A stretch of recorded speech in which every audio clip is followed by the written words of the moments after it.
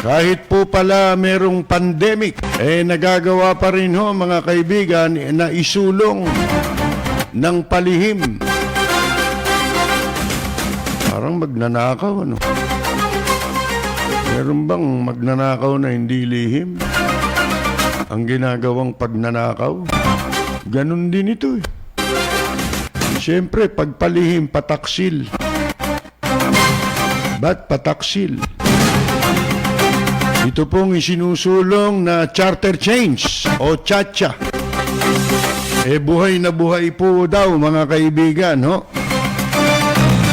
Bagay na pinalalabas ho ngayon ni Anyo na ito'y fake news daw. Fake news, may papel. May memorandum tapos fake news.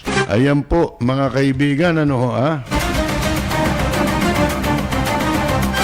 Doon mo lang mahalata mo na bakit palihim, bakit pataksil.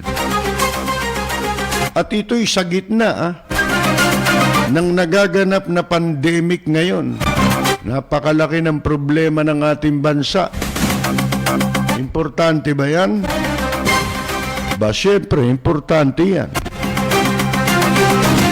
Kanino? Sa sambayan ng Pilipino? Hindi. Kanino? Importante yan. Sa masisiba. Sa matatakaw. Na ayaw nang bumitaw sa pwesto. Diba? Kapag ka ang tiyonggo, ayaw bumitaw, naglalambitin. Ganun yan ibig sabihin niya. Talagang wala na sa lugar lahat, ano po At ito hong pagluluwag sa ECQ na ngayon tinatawag pong diba tawag ngayon? GCQ ba tayo o ano? Basta niluwagan, diba? Ayun. Dumami tao. Nag-traffic. At meron daw mga lumabag. Ayon kay Sinas. Siya po nag-inspeksyon sa mga mall para tignan niya kung merong mga paglabag sa protocol. Mga kaibigan, lintik na katatawanan, Samantalang yung chief of police ng isang bayan sa Pangasinan, sa Santo Tomas, bakalain ninyo, sinibak immediately, Dahil siya po nandoon sa birthday ng mayor sa Santo Tomas. Kaya sinibak po yung chief of police ng Santo Tomas, Pangasinan. Pero si Sinas, mga kaibigan, mahirap daw po ayon sa PNP ang humanap ng kapalit. Sa susunod lalim-laliman naman ninyo ang mga paliwanag. Ano po, General Gamboa? Kasi po, pag mababaw, pagtatawanan kayo General Eliazar Tapos sasabihin ni General Eliazar, wag daw gagawing katatawanan yung mga pulis sa social media. Naku. At sino ba gumagawa ng katatawanan? Yan ang hirap Kumbaga sa magnanakaw sa gobyerno, di nagnanakaw yan, di ba? Pero mga kaibigan, pag nabuko siya, galit yan. Magagalit yan sa mga media na nagbulgar sa kanya. Yun paano yan? Gawin nyo munang batas na libre na ang pagnanakaw, libre na lahat ng katarantaduhan. Tapos sasabihin nyo, chacha. Para saan? Lintik na mga kalokohan dito. Puro wala sa lugar yung mga pinagsasasabi. At kahit na po niluwagan na yung enhanced community quarantine na yan, hindi pa rin ako lalabas kung walang trabaho. At ako'y hindi pa rin pupunta sa mga mall, sa maraming tao. Kasama ng buong pamilya ko, hindi kami pupunta riyan. Kayo na lang. Nagtaka pa yung iba, bakit daw nagka-traffic? Siyempre, maraming matigas ang ulo. Pinipilit na sila'y may gagawin kahit wala. Yun naman ang hirap din sa gobyerno, nagluwag. Tapos gusto nilang ipa-observe dun sa mga tao kung ano yung protocol dun sa na mahigpit sa ECQ, yun din ang protocol na gagawin doon sa pagluluwag na ginawa. Pareho rin pala yung mga protocol na susundin. Maliban sa pwedeng lumabas yung iba. Ba't nyo pa niluwagan? Ba't di nyo pa tinuloy? ECQ. Yun ang pabor eh. Kita ninyo, walang ibubungang maganda eh. Mas masama nga yan eh. Sipin mo. Sa dami niyan, mga kaibigan, hindi mo alam sino meron dyan. At saka sa akin ho, mawalang galang na sa mga kakilala natin, galit-galit pa rin muna tayo hanggang ngayon. Hindi muna tayo pwede magkita-kita, ayoko. Mahirap na. Hindi ko alam kung sino nakasalamuha mo eh, di ba? O kaya yung nakasalamuha mo, may nakasalamuha yan. Ang hirap matuntun yan. Ba't ako makikipagsapalaran kung ako'y bobo? Talagang ang kabobohan eh. Ang hirap lunasan yan eh. Walang ospital yan eh. Buti pa yung mga baliw, may ospital yun eh. Pero yung mga katangahan, mga kabobohan, kagaguhan, walang ospital niyan. Huwag na kayo magpumilit.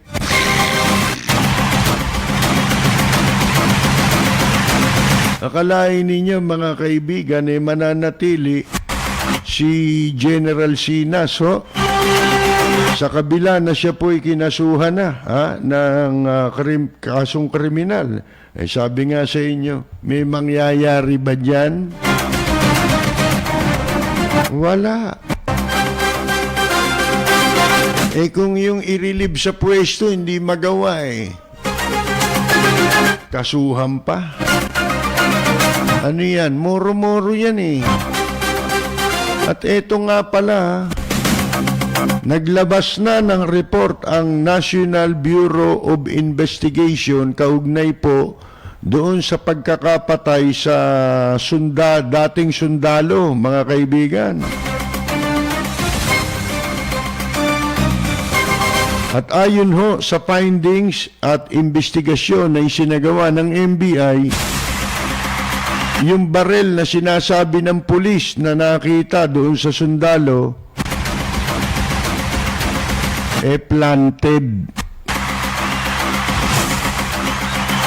Pa-planted din lang kayo, 38 pa.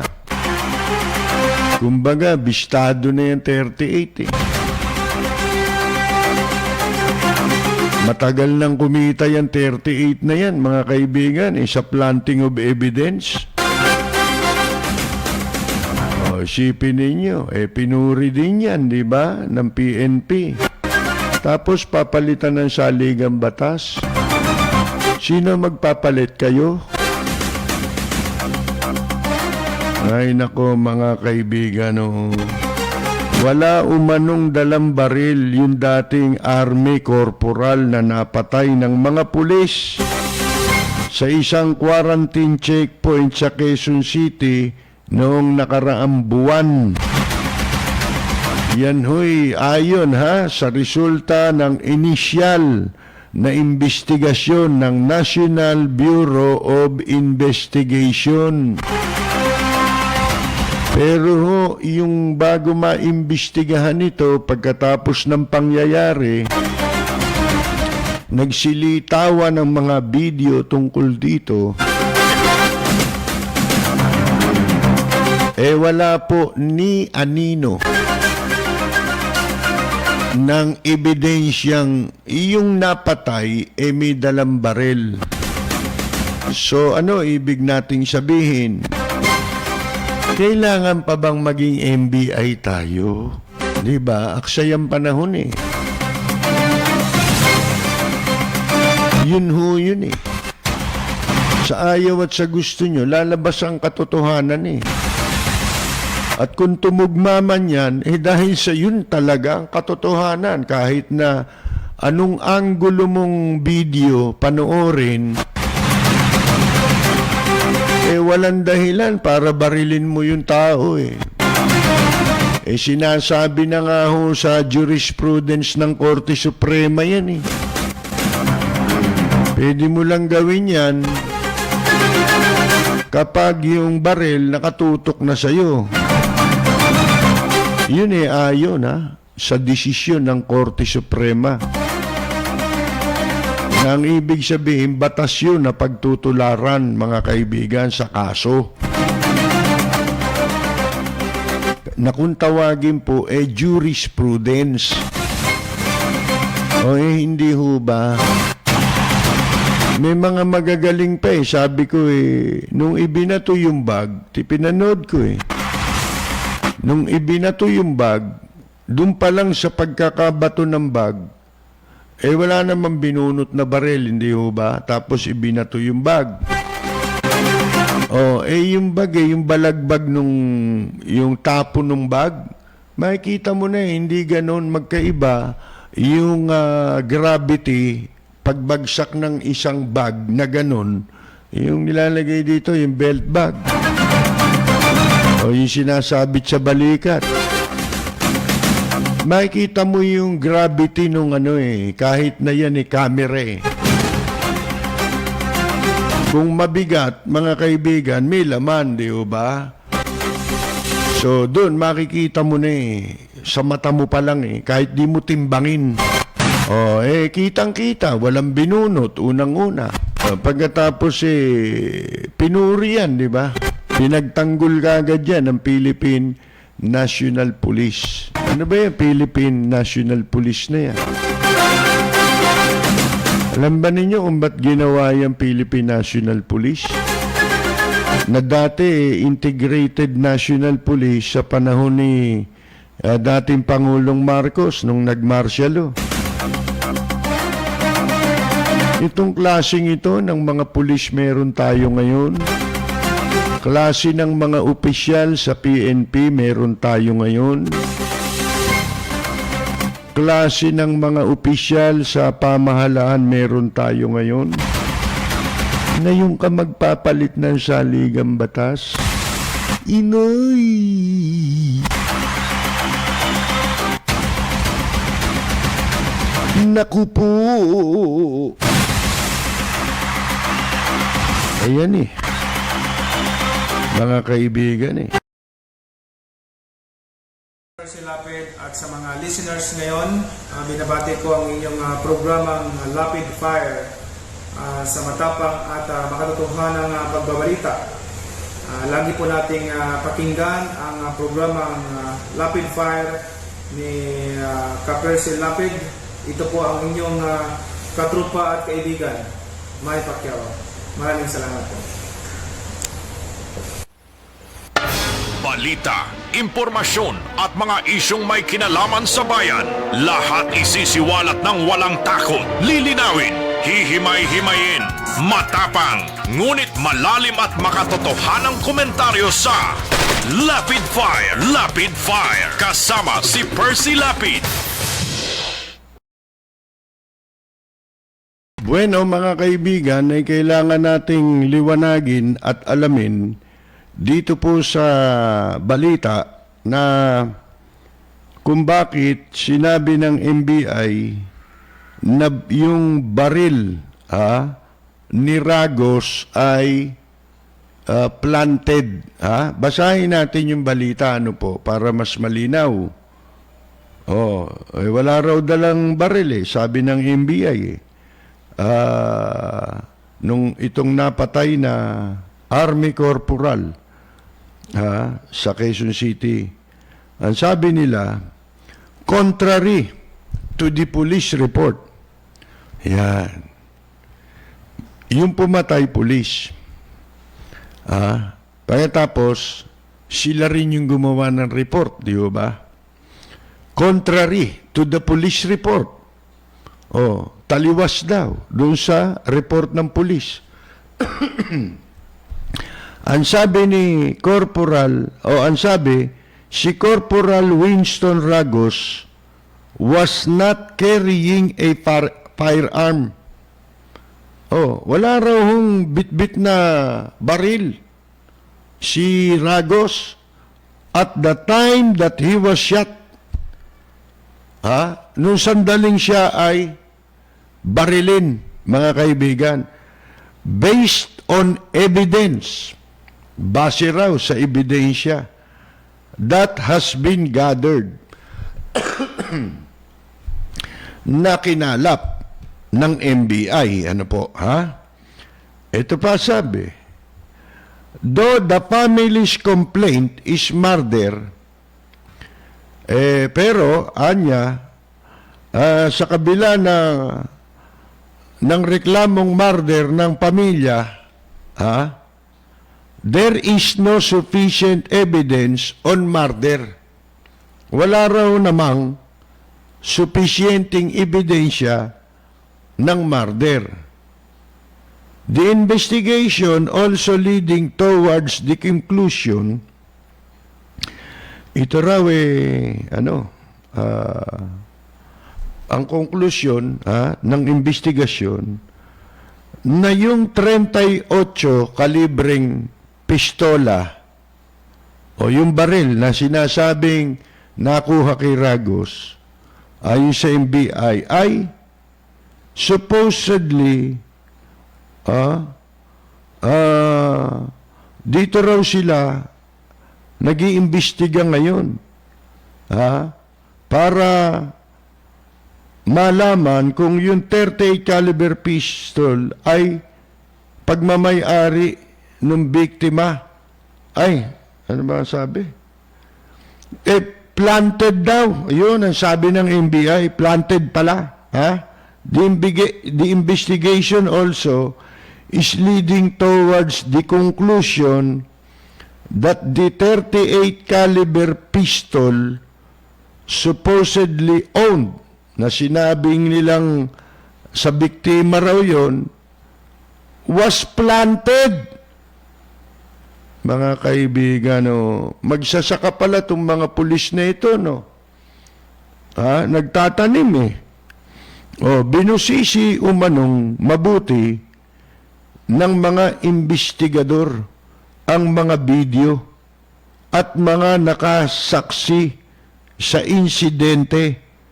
At dito na lumitaw ang kumpleto at komprehensibong resulta ng investigasyon na nagpapatunay na planted umano ang armas na sinasabing nakuha ng mga pulis kay Ragos. Nalechi na kayo dyan sa PNP, General Gamboa, dahil sabi ninyo, unang-una, kung pupunta tayo dun sa baril na ginagamit ninyong ebidensya para i-justify yung pagpatay dun sa tao nang walang kalaban-laban, mga kaibigan, ni anino nung baril na yun, wala tayo nakita Ni yung mga testigo, wala. Makikita mo Hindi na kailangan yung testimony ng testigo para ikaw na nanonood o nakapanood ng video, mga kaibigan, mapaniwala ng katarantaduhang nangyaring yan eh. Ngayon,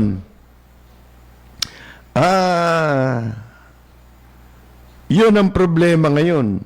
Wala daw kasong murder. Mababagsak ito sa homicide. Ibig sabihin, pwede magpiyansa yung kumag na nakapatay. Yan ang sabi abangan natin ang mangyayari po dyan sa investigasyon ng pagkakapatay doon kay dating Army Corporal Ragos. Ito, buhay na buhay daw yung Chacha, mga kaibigan, yung charter change. Ito'y sa kabila nga po ng krisis ngayon, yung palang DILG o Department of Interior and Local Government na nagmamagaling sa Chacha, mga kaibigan, gustong kumakalap ito ng 2 milyong lagda for charter change. That will be presented to Congress in July. Para saan yung lagda? Sino may sabi sa inyo na base sa lagda, pwede na kayong mag-charter change para pagbasihan ng rubber stamp na Kongreso yung 2 milyong signature. Meron ba sa batas niyan? Yung ba 2 milyon, halimbawa, nakakalap kayo. Una, pwede mong pikein yung pirma riyan eh. Hindi ba? Pangalawa, yung bang 2 million, sapat na magsalita yun. Halimbawa, totoo 2 million. Kung di ako niniwalang makakakuha ng 2 million yan eh. At yan 2 million signature, walang bearing yan. Walang bigat yan. Para pagbasihan ng Kongreso para pakialaman nila at tapakan nila ang karapatan ng mamamayan sa pagpapalit ng saligang batas. At yurakan nila pati yung konstitusyon mismo, mga kaibigan. Saan kayo? Nangihiram ng kapal ng mukha na ganyan Unang-una, alam nyo ba itong balitang ito? Pinasisinungalingan ito ng DILG. Pero mahirap nilang pasinungalingan ito Pinalilitaw nilang fake news ito. Alam ba ninyo, nagbalita nito? May hawak na memorandum para sa mga memorandum ng DILG mismo. Para dun sa kung sino yung kasabwat nilang, kasi laki ng pondo niyan mga kaibigan. Unang-una, alam nyo, yung timing, yung nabuko lang to Isipin niyo, matagal na nilang pinaplano yan, di ba? Kumuha pa sila ng mga appointee, ginawa nilang yung si Justice Puno tsaka si dating Senador Nene Pimentel para gumawa consultative, di ba? Panukala ng mga pagbabago sa saligang. Wala na, baboy. Sino bumaboy? Sila rin mga kaibigan. Ngayon, eto paano paniniwalaan ito? Pirma? Ang hirap verifikahin yan. Alam ba ninyo, may paraan, di ba, na sinasabi sa saligang batas kung paano ang proseso para ang ating saligang batas baguhin. Meron tatlo yan eh. Tatlong paraan. Itong signature, wala to eh. Merong isang paraan, halimbawa, sa local elections. Natatandaan ko to eh. Kasi meron akong tinulungan nun sa Pasay para matuloy yung recall election sa Pasay. Ilang taon na yun nakakaraan. Panahon ni Plander Estrada yun eh. Ngayon, alam nyo, para kayo makapagsulong ng recall, yung recall election, sa recall election, gagamitin lang nating halimbawa ito. Dito sa sinasabing isinusulong na parang mga sikreto pa eh. Alam nyo kung itong mga ito, naniniwala silang pabor ang tao dyan, hindi nila kailangan gapangin yun eh, ng palihim. Di ba? At kung naniniwala sila, na ang tao gustong mangyari ang pagpapalit ng saligang batas, kung ano yung pinaka demokratikong paraan na sinasabi ng batas sa saligang batas natin na paraan, yun ang gagawin nila. Bakit kung ano-anong pamamaraan? Gusto nga nila, di ba, yung Constituent Assembly? Sila-sila na lang. Bagay na sa konstitusyon yun. Kaya lang, takot sila doon sa mas demokratiko na ang taong bayan mismo magsasabi. Takot sila ron. Tatlo yan eh. Merong Constitutional Convention na tinatawag. Di ba? O Constitutional Convention ba? Meron tayong People's Initiative. At saka yung Constituent Assembly. Mga kaibigan. Ang pinaka-democratic dyan, itong Constitutional Convention. Bakit?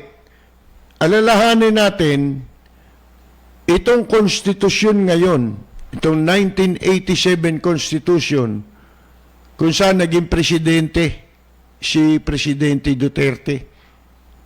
Yan yung batas na kinikilala mo.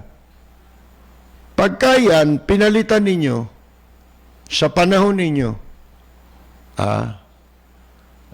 na ika nga kayo rin ang makikinabang, unang-una yun ang duda talaga.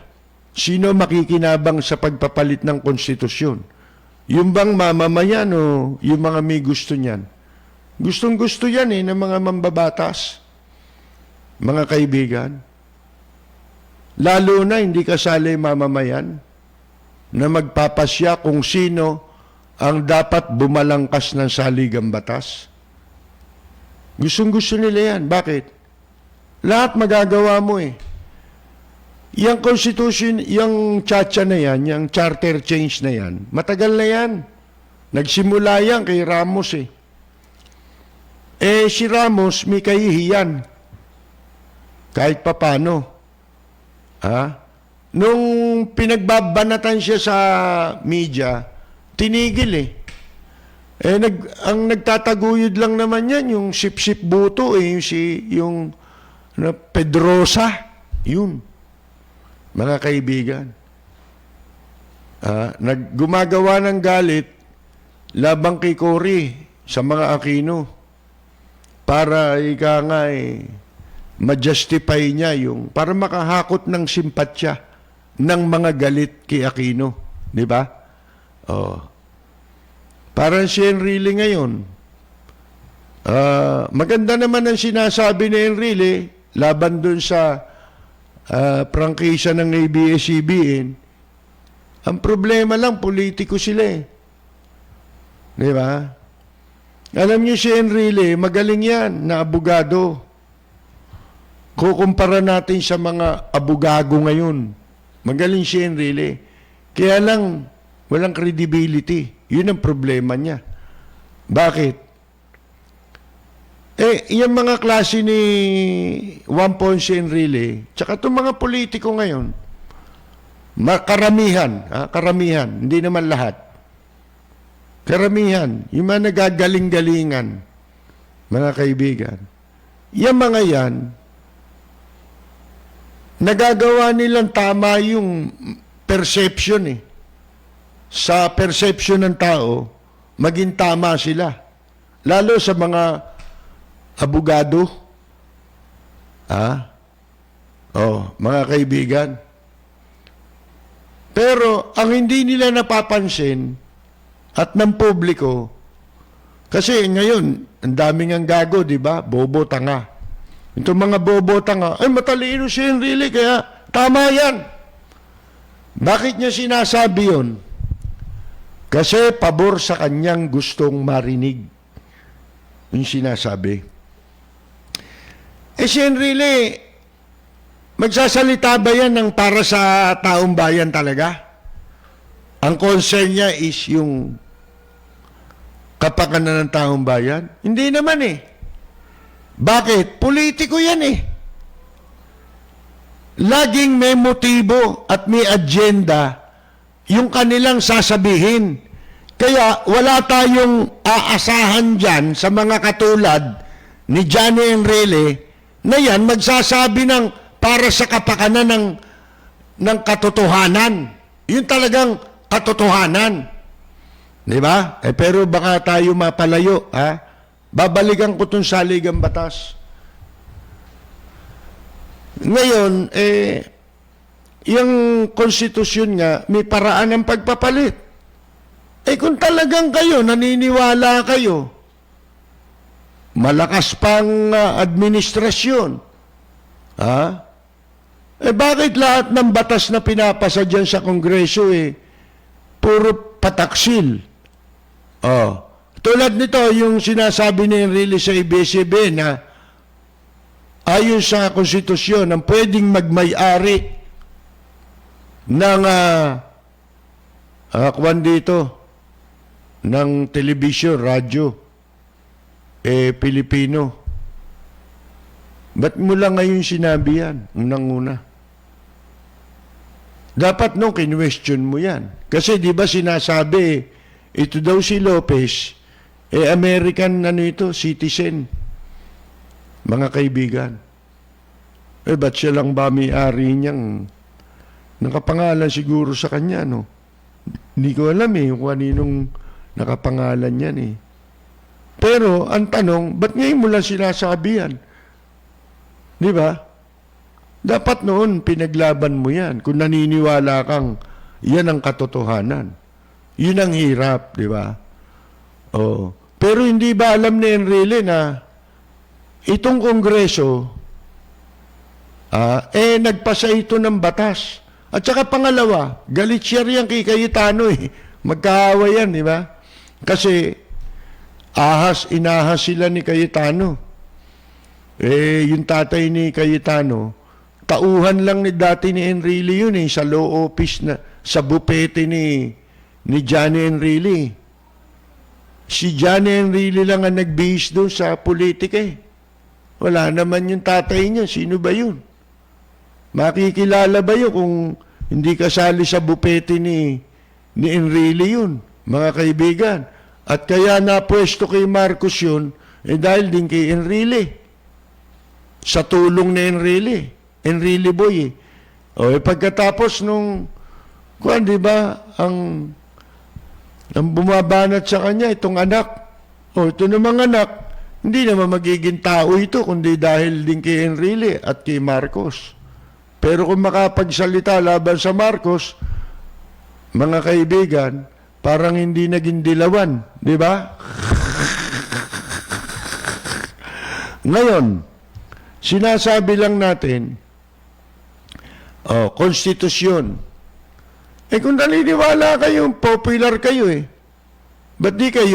bakit hindi ninyo daanin sa ang mamamayan magkaroon ng pagkakataon na mag-participate para sa pagpapalit ng saligang batas.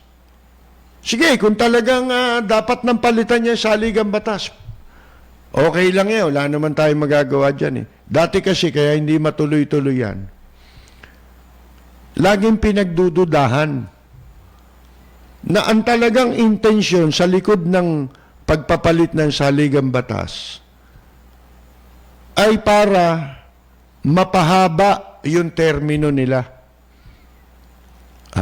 Para iligtas yung sarili nila, humaba ang kanilang pamamalagi sa pwesto. Yun ang unang dyan suspecha sa mga nakaraang administrasyon na binalak yung charter change na yan. Actually, yung salitang tsa-tsa, nagsimula yun sa panahon ni Ramos talaga. Ngayon, kung talagang gusto ninyo, mag-eleksyon tayo. Ang pinakamagandang paraan dyan, yung Constitutional Convention, hindi yung ganyan pataksil yung ginagawa, yan lang, alatang-alata kayo Gagawin nyo ba yan kung alam nyo kung maraming tao ang mag-o-object dyan, mga kaibigan, gagawin nyo ba yan? Bakit nyo pataksil ginagapang yung charter change? Tatakot sila. Baka hindi lumusot sa taong bayan. Lulusot yan. Ba't hindi lulusot? Kung gagawin ninyo yung nakalagay sa konstitusyon, yung million signature na yan, wala yan. Walang batas yan. Sipin mo yung pumirma doon, halimbawa, pumirma dyan, paano beberipikahin nyo? Kailan matatapos yan kung biberipikahin mo yan? Natatandaan ninyo, ito nga, kaya nga ginagamit nating halimbawa, yung recall election sa local. Alam ko yan kasi nung araw tumulong nga ako para maaprubahan yung recall election dyan sa Pasay. At yan, nangyari ulit yung recall election dito sa San Juan, di ba? Kaya lang, hindi natuloy. Bakit? Tinengga ng COMELEC para magkaroon ng ma-default at hindi matuloy. Pero yung proseso, tapos na Ano yung kahuli-huli ang ginagawa nila doon sa recall election? Bine-verify yung mga signature sapagkat doon sa recall election, people's initiative yan Kailangan mo dyan talaga signature. Pero sa konstitusyon, wala nakalagay na magpapirma ka para mapalitan ng... Hindi proseso yun. Walang prosesong ganun sa konstitusyon. Pipirma, tapos ipe-present mo sa Kongreso at base dun magde-decide para magkaroon sila ng pangahawakan, kunyari. Nagkaroon sila ng basihan. Kahit pag gawin nyo yun, wala, labag sa batas yung gagawin ninyo At saka, alam nyo, palagay ko kahit na sabihin pa ninyo ngayon na yung pinakademokratikong paraan, yung Constitutional Convention Ginawa yan sa panahon ni Marcos Mga kaibigan kaya lang, hindi rin natuloy yun, di ba? Nag-martial law ang presidente ng Constitutional Convention si dating presidente Diosdado Macapagal, yung tatay ni GMA. Kalaban dati ni Marcos yun, pero yun ang naging presidente. Nilagay ni Marcos na presidente ng Constitutional Convention. Yung Constitutional Convention, yun ang pinaka-democratic. May participation ang mamamayan. Dito, parang gusto yayariin. Talagang yung kunyari lang yung para masabing kinonsulta ang mamamayan. Kinonsultang ano? Baka yung mga pumirma, halimbawa, ang dami dito, hindi naman naintindihan yan eh. Yung konstitusyon. Wala man naintindihan sa konstitusyon ng marami dito ngayon eh. Ha? Mga kaibigan eh. Paano? Wala na tayo ngayong mga constitutionalist na nagpapaliwanag. Naubos na eh. Meron, ginagamit sa sarili nilang kapakanan, katulad si Enrile. O ba't di siya dyan magsalita sa konstitusyon? Sige nga, mga kaibigan. Oo. Paano? Wala siya mapapala. Dito, sa issue ng ABS-CBN, mga kaibigan, kita ninyo, binalik sa second reading. Ha? Magaling si Enrile, kaya lang, ang problema, mga kaibigan, credibility. Ginagamit niya yung kanyang, pwede niyang, pwede niyang isway. Ha? Sa gusto niya na makikinabang siya. Ha? Mapapabuti siya. Yung opinion nila, doon sa mapapabuti sila, hindi yung opinion, katotohanang opinion, na makabubuti para sa lahat. Hindi nila yun ang hindi nila ginagawa. Bakit? Politiko eh. Kaya baliwala yan eh. Mga kaibigan. Tulad nun, sila Arturo Tolentino, meron tayong ganyan, di ba? Mga constitutionalist yan. Pati sa international law, magaling si dating Senador Arturo Tolentino. May wala na eh. Naubos na matitinong taong gustong sumama sa gobyerno. Kaya na pupunta rito, puro basura eh. Mga latak. Mga walang, yung ang alam lang ipilit. Pakapalan ng muka. Kasi ang pinangahawakan nila yung pagsisip-sip. Magsisip-sip lang ako. Kahit na magkalat ako ng katangahan dito, kahit na magpakita pa ako ng kayabangan katulad ni Roque, ni Ike Losada, di ba si Roque? Kala mo kung sino magsasalita na naman, di ba? Talaga ng taong may hangin sa ulo, mahirap makontrol ang kayabangan eh. Di ba? Ngayon, Constitutional Convention. Pero kung papalitan nila yan, papayag ba sila na hindi mangyayari ito sa panahon nila? Sakasakali. Mga kaibigan. Hindi papayag. Kaya lang ginagawa yan, parang parang sastre, mga kaibigan. Gusto nilang tumahi ng damit na kasya lang sa kanila. Napapakinabang natin dyan. Lalo-lalo na ngayon, yung pera nga eh. Sabi, di ba, Bayanihan Act to heal as one. Yung pala Bayanihan Act, to steal as one. Si Lapid at sa mga listeners ngayon, binabati ko ang inyong programang Lapid Fire sa matapang at makatotohanang pagbabalita. Lagi po nating pakinggan ang programang Lapid Fire ni Ka-Persil Lapid. Ito po ang inyong katrupa at kaibigan, May Pacquiao. Maraming salamat po. Balita, impormasyon at mga isyong may kinalaman sa bayan. Lahat isisiwalat ng walang takot. Lilinawin, hihimay-himayin, matapang, ngunit malalim at makatotohanang komentaryo sa Lapid Fire. Lapid Fire. Kasama si Percy Lapid.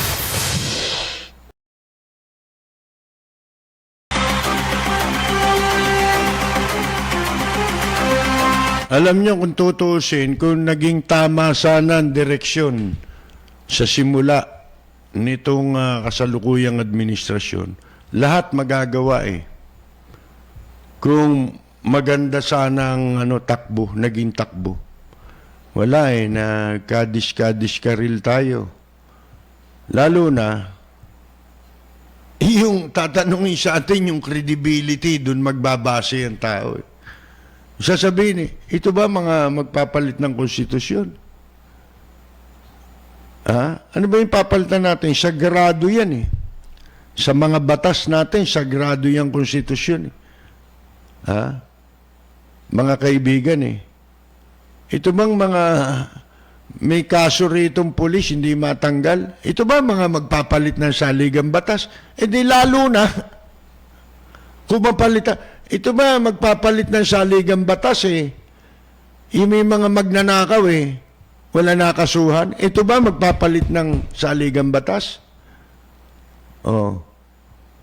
Na ang pagpapatupad ng batas may kinikilingan, may pinapanigan, mga kaibigan. Yan ba ang magpapatupad ng batas? O magbabago ng saligang batas? Anong klaseng saligang batas ang gagawin yan? Kanin baboy na konstitusyon?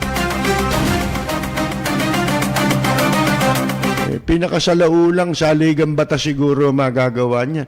At saka alam nyo, pwedeng masabi natin di ba,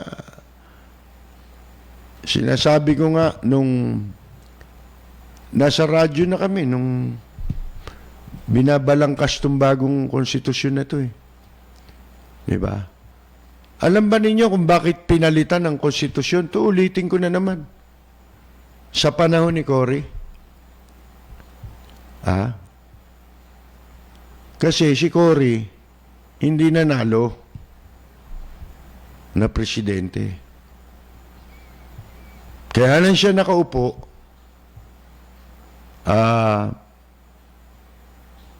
Si Marcos kinuha. Di ba?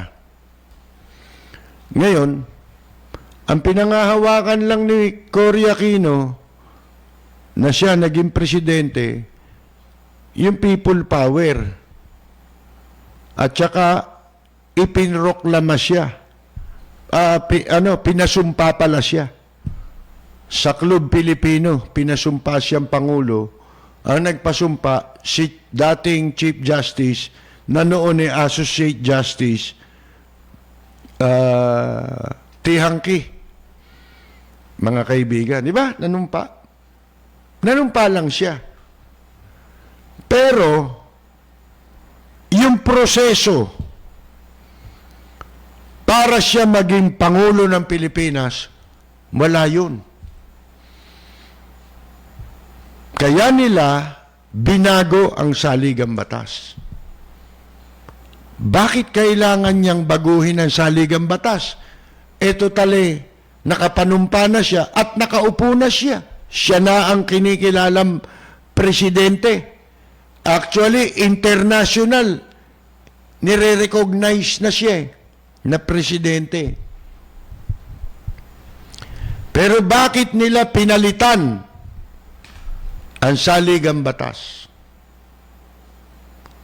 Ang unang intensyon ay yung kanyang pagiging lehitimo, yung legitimacy ng kanyang presidency. Bakit? Kinikilala ka nga. Pero wala sa batas yung pagiging presidente mo. Wala kang tinutuntungang batas. Gumawa sila ng batas. Konstitusyon. Binago yung konstitusyon. At doon sa pagbabago ng konstitusyon, nilagyan nila ng mga kuwan yun. Di ba? In-appoint lang yung mga tao. Kasama yung mga, may mga, katulad si Cablas Ople, isa sa mga na-appoint siya na member ng Constitutional Commission. Di ba kay Marcos yan? Cabinet member ni Marcos. Para magkaroon ng semblance ng demokrasya, mga kaibigan. Tutol ako nun.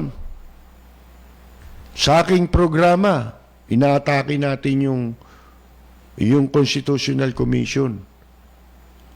Pero bakit sa bandang huli, nung ito'y idadaan na sa plebisito, Maganda pa nga yun sa kanila, nag-plebiscite eh. Tinanong ang tao kung kayo ba'y sumasang-ayon dito sa saligang batas na ito. Oo.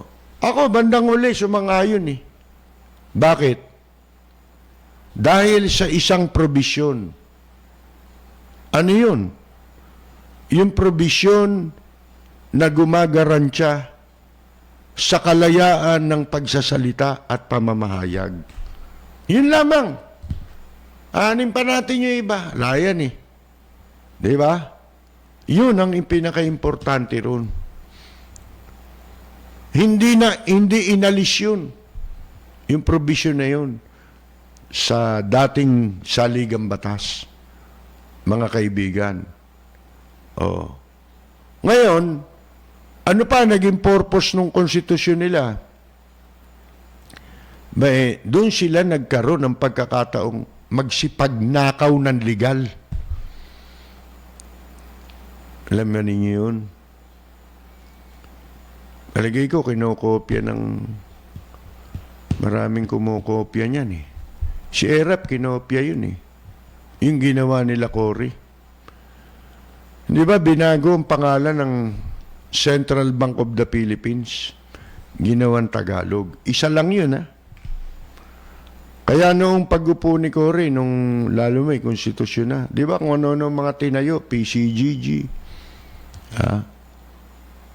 ang sinasabi ng lahat ng appointee, walang natira dito. Ninakaw lahat ni Marcos. Yun ang sinasabi. Yun ang pagkakataon, alaberde.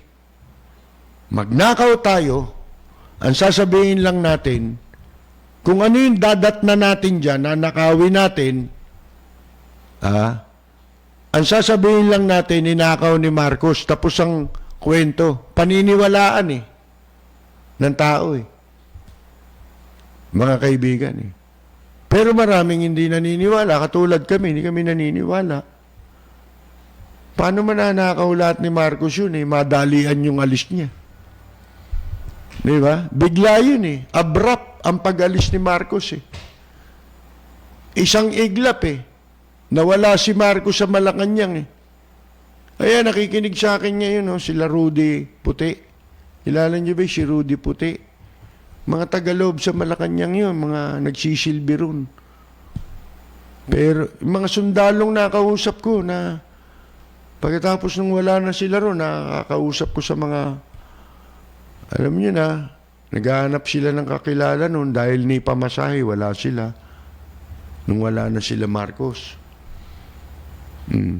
Yan, tanungin niyo sila Rudy kung paano kinuha si Marcos sa loob ng Malacanang. Mga kaibigan. Noon, ikita nyo, pinalitan na yung Bangko Sentral ng Pilipinas. Pinalitan lang ang pangalan eh. Wala na. Asan na yung pera? Ninakaw ni Marcos. Ganon. Kaya si Erap noon, nung unang maging mayor sa Maynila, ano pinagsasasabi? Bangkarote niya, Maynila. Hindi totoo. Merong record. Alam ba ninyo, pumirma? Yung mismong auditor ni Erap na ipinalit sa auditor na nanungkulan sa panahon ni Mayor Lim. Sinertify niya kung magkano lahat ang perang iniwan ni Mayor Lim. Intact sa mga bangko.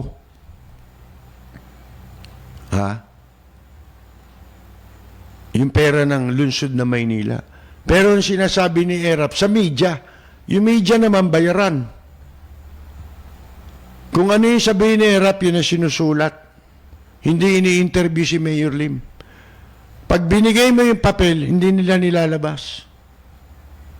Mga kaibigan, yan ang totoo. Yung sinasabi ni Erap. Kaya lahat ng dinatnan ni Erap sa lungsod ng Maynila, dinambong niya yun.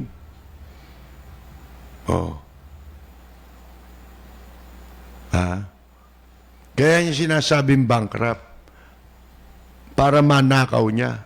Kasi ginawa nila Cory yun. Nung sila Cory Aquino naupo sa gobyerno. Mga kaibigan. So, kung tutusin, itanong natin sa sarili natin, may kasalanan ba itong konstitusyon? Kahit na ito'y gawa ni Cory.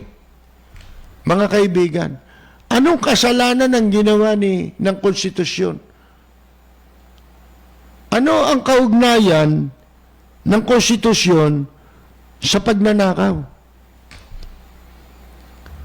Alam nyo kahit na anong gandang konstitusyon ang gawin natin, wala nga perpektong konstitusyon, di ba, na sinasabi kahit sa Amerika Pero may kasabihan kahit na anya, si Cauding Bartolome nagsasabi nito nung nabubuhay, yung komentarista. Ang sabi niya, kahit pa anghel sa langit, ang utusan natin gumawa ng konstitusyon, siya susulat. At isusulat niya ang saligang batas na ang gagamitin niyang papel ay yung mga ulap sa kalangitan. At ang gagamitin niyang tinta sa pagsulat ay yung Pacific Ocean. Isipin mo, anghel ang susulat ng konstitusyon, may mas maganda pa ba ron? Di wala na, di ba? Yun ang pinakamagandang konstitusyon. Ang tanong ito, sino magpapatupad? Sila?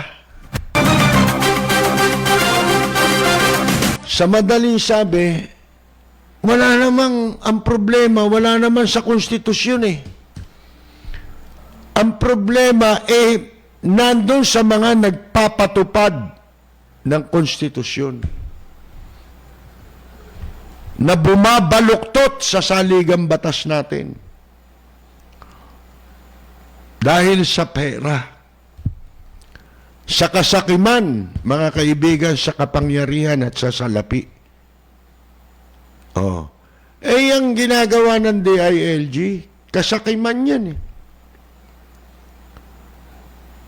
Ginagawa nila yan para sa sarili nila yan Makikinabang ba tao dyan? Ibig mo sabihin, pag nagpalit ang konstitusyon magiging langit na ba itong Pilipinas? Magiging paraiso na ba ito? Hindi. Ang problema natin, hindi natin pinatutupad. Unang-una, yung political dynasty, na ipatupad ba yun? Nasa konstitusyon yan. Sino dapat magpatupad yan? Di ba sila? Yung mga mambabatas at saka ang executive. Naipatupad ba yun? Hindi nila maipatupad. Bakit? Laban sa interest nila mga kaibigan. Pangkaraniwang batas na lang, hindi maipatupad.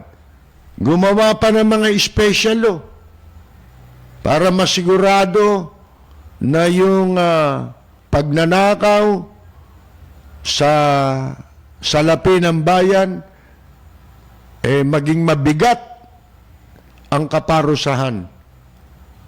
Naparusahan ba yung mga mandarambong? May pakalat-kalat pa Naghahamon pa ng batas, di ba? Katulad ni Jinggoy. Wala ang problema ng Pilipinas, wala doon sa konstitusyon ang Russia may konstitusyon yan, ang China may konstitusyon yan. Ang Amerika may konstitusyon yan, ang Japan may konstitusyon yan. Sa kanila, gumagana sa kanilang mga bansa yung konstitusyon nila. Dito lang naman hindi tingnan ninyo, isang halimbawa. Yung ipinasang batas ng Kamara. Kamakailan, nung isang buwan lang yun. 1 o 2 buwan na nakakaraan. Palihim din, pataksil din. Labag sa konstitusyon yun Kaya ito Si Enrile, dumidiskurso siya ro sa ABS-CBN, may gawa ng konstitusyon may gawa ng batas panibago, na nilabag ang konstitusyon. Yung 100% na pinapayagang 100% ang ownership ng mga dayuhan sa mga public utilities kasama ang telecommunications. Mga kaibigan, ano sasabihin mong di ba, yun nga yung binabanggit niyang provision sa konstitusyon, dapat magmay-ari ng communications Pilipino citizen. May batas na silang ginawa, nilabag yung konstitusyon. Nakasulat sa konstitusyon yung sinasabi ni Enrile. Pero may batas na ngayon. Hindi nga kinukonsulta mamamayan At masama yung batas na yun. Bakit? Hindi ka pwede magpalit ng batas sa konstitusyon nang walang charter change na hindi naman tayo nagsasagawa ng pagpapalit ng saligang batas. Ang Kongreso walang karapatang gumawa ng batas na sisira sa batas na nasasaad sa saligang batas. Bawal yun. Ano yung batas na yun? Ito mga kaibigan. Ginawa na nila ito. Tapos na ito ipinasa nila yung House Bill number 78. 136 na luko-luko ang pumirma rito. Bumoto rito, mga kaibigan. Economic charter change. Mga kaibigan, na kontra sa sinasabi ng saligang batas. Hindi nga pwede magmayari. Dito pwede. Pati yung inaalaw ang nasa saligang batas natin, pinapayagan lang yung dayuhan hanggang 40% ownership, mga kaibigan. Pero 100% wala sa saligang batas yun. Therefore, labag yun. At hindi ka pwedeng gumawa ng batas na sasalungat sa provision ng konstitusyon. Ba't ito? Walang kumu-question dito. Mga kaibigan, ang galing ni Enrile ba't di mo dito gamitin yan? Yung galing mo. Wala yan interest lang yung ABS-CBN.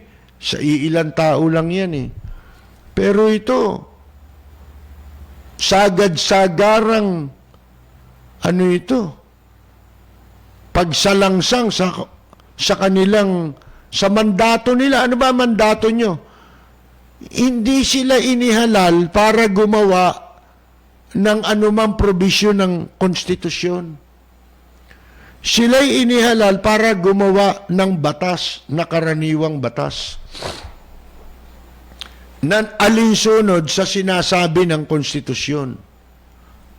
Mga kaibigan, ito, bumoto sila, noong March 10 ito 136 na luko-luko. Ito dapat mga makasuhan ito Dapat ito, di ba, kinakasuhan to mga to, mga kaibigan. Na nagbibigay ng 100% na karapatang magmay-ari ang mga dayuhan ng negosyo dito sa Pilipinas. At ayon dyan, sa ilalim ng House Bill number 78, kasama yung public services, Ano yun? Marine repair shop, wharf or dock. Sa mga ano ito barko ito Kanal, ayan. Public market, palengke. Irrigation system, gas, electric light, na leche na. Nabanggit niyo yung electric. Hayop talagang, walang kasing hayop talaga ang mga negosyante, no? Yan. Yung ABS-CBN, wala pa yung issue na yan Sa issue ng pag-aabuso ng Meralco. Ito, sabihin ko sa inyo ang billing ko 3 buwan. Dumating kahapon o nung Sabado. Wala namang nagre-reading. Biglang dumating ang billing galing sa mga hayop na yan. 9,000 isang buwan yung para sa Marso, 9,000 para sa April. At ngayong May, alam niyo kung magkano? Isama mo yung 9,000, ang suma total nila kasama raw itong Mayo, 52,000.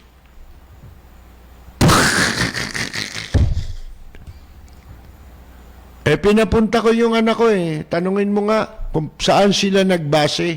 Wala naman dumadaan ditong nagre-reading Simula nung magkaroon ng lockdown yung anak ko, 3 oras yata sa Meralco, kapitbahay lang namin yung Meralco 3 oras nakapila. Mga kaibigan. Yun daw talaga yun. Yun lang ang sagot nila. Bakit lahat nagre-reklamo? Sana kung kami lang. Hindi ba may mga nagkagulo pa sa Pasay? Napakawalang yan ng mga hayop na yan. Mabuti, hindi nagagalit ang tao, no? Dito, ang tao, mapagtimpi pa kung tutusin ninyo Pasalamat itong mga hayop na ito, dito sila isinilang Kasi kung sila naging mamamayan ng ibang bansa, pinatay na yung mga yan, yung mga may-ari ng Meralco na yan, yung mga oligarchs dito, pinagpapatay na yan. Mga kaibigan. Ito kasama, telecommunication system. Wire or wireless communication system. Kasama dyan ang media. Yung broadcasting, kasama yan. Communication yan Sa communication, 100% Filipino ownership lang yan. Dito, puro dayuhan Mga kaibigan Hindi ba? Tapos papalitan nyo konstitusyon, kayo. Ni wala kayong nakanti dyan. Wala tayo naging naipakitang nagawa. At ang mga makapangyarihan dito, hindi hindi nasasakop ng batas doon sa doon sa kaso ni Sinas, yun dyan sa NCRPO, mga kaibigan, 19 yung kinasuhan pala ron. Nasa akin yung listahan Bukod kay Sinas, lahat taga NCRPO Ilan yung general doon, mga kaibigan, tsaka mga kernel. Ang dami pala nila ron. Mantakin ninyo. Yan, Wala kayong karapatang magpalit ng saligang batas, Kayo unang lumalabag sa batas, Tapos meron pa kayo pa may ganang magtaguyod ng Chacha, Sus Mariosep. Ewan ko. Paano niyong gagawin yan? At hanggang kailan niyong matatagalan yan? Alam niyo, palibasa, sabi ko nga yung mga pulis, mga army natin, military, palitan nyo na yan. Magbakasyon na kayong lahat. Ipalit nyo na yung incheck. Yung mga incheck lang, di nyo maipatupad ang batas dito sa incheck eh. Bakit? Ayun.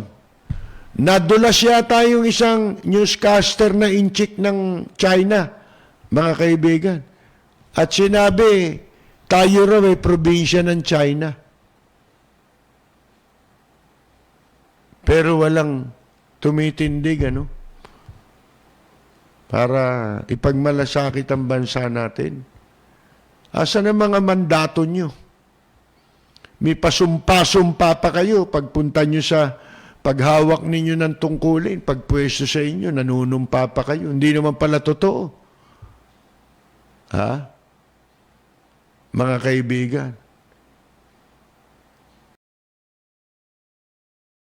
Percy Lapid at sa mga listeners ngayon, binabati ko ang inyong programang Lapid Fire sa matapang at makatotohanang pagbabalita. Lagi po nating pakinggan ang programang Lapid Fire ni Percy Lapid. Ito po ang inyong katrupa at kaibigan, Manny Pacquiao. Maraming salamat po. Balita, impormasyon at mga isyong may kinalaman sa bayan. Lahat isisiwalat ng walang takot. Lilinawin, hihimay-himayin, matapang, ngunit malalim at makatotohanang komentaryo sa Lapid Fire, Lapid Fire. Kasama si Percy Lapid. Ano ba ito? Alam ba ninyo, merong balita na nagpaputok ng missile ang Amerikano bilang warning sa China. Mabuti pa yung Amerikano, mga kaibigan, ay pinaglalaban tayo, ano po. Pero yung mga sarili natin dito, walang may gustong tumayo, ano ho. Palit na nating police in check para wala na tayong problema. Nagkukunwarian pa tayo rito mga militarya, mga inchik dito. Palit nyo sa AFP na walang sipi mo, AFP chief of staff niyan Napabalita ka makailan, di ba, na humihingi ng gamot sa COVID. Sumulat sa China. Anak-anam. Sa presidente yata ng China, sumulat at humihingi siya ng gamot para sa COVID-19. Sus Mariosep, mga kaibigan, doon kayo humingi ng sweldo dapat, di ba? Bakit tayong mga Pilipino nagbabayad ng sweldo nitong mga kuha natin? Armed Forces, tsaka mga pulis natin. Di ba dapat China nagpapasweldo sa kanila? Magbasa-basa nga ho tayo muna. Kanina napakinggan ninyo na make it with you. Ha? Tama ba yun? Original niyan, bread, di ba? Yung cover version, si Mark Mabasa po yun. Ha? Ngayon, ito ho. Mamaya si Charlie may kanta na naman para sa ano naman ito. Sa second wave nitong COVID-19, mga kaibigan. Magbabasa-basa lang ho tayo ng pagbati at ilang pang mga reaksyon kung meron po, yung mga OFW nga pala, nagtatanong sa atin hanggang ngayon, nandun merong nasa Tagaytay, yung mga hotel, ilang buwan na sila ron, mahigit ng 1 buwan o 2 buwan. Mga ano ito yung mga umuwi na kinwarantin, pero saksakan na ng tagal. Di ba may na-feature pa sa television sa Pasay, di ba, sa motel. Meron pa hindi itong mga dinala rito, di ba, sa isang hotel sa Makati, mga kaibigan. Alam nyo, Huwag na kayong magtaka kasi nagagalit sila, hindi nila alam kung kailan sila pauuwiin. Alam mo ba ninyo kung ba't di kayo mapauwi ng OWA na nagdala sa inyo dyan, nag-check-in sa inyo? Pinagkakakitaan nila yan eh. Hanggang nandyan kayo, kikita sila dyan. Kaya ano nga tayo ngayon, Bayanihan Act eh. Ano ito? Ano ba sabi nila ron? Heal as one, di ba? Baka still as one. Silangke Ramos, dapat alisin ang pork barrel para umunlad ang bansa natin at para maging balanse ang tatlong sangay ng ating pamahalaan. Yung sangay na tatlo, naging sungay eh. Yung pork barrel na yan, bakit diniklara ng Korte Supremang unconstitutional yan? Hindi pa ho dinideklara yan ng Korte Suprema na unconstitutional. Sinasabi na namin sa radyo na labag sa konstitusyon yung pork barrel.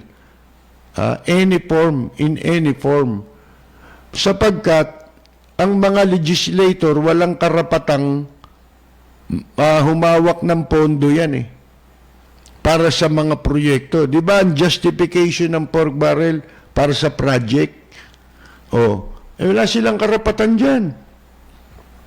Labag sa batas yan. Ang mandate nila is gumawa ng batas. Hindi magpatupad ng proyekto. Yung pagpapatupad ng proyekto na may kasamang pondo, yun ay sa executive. Okay?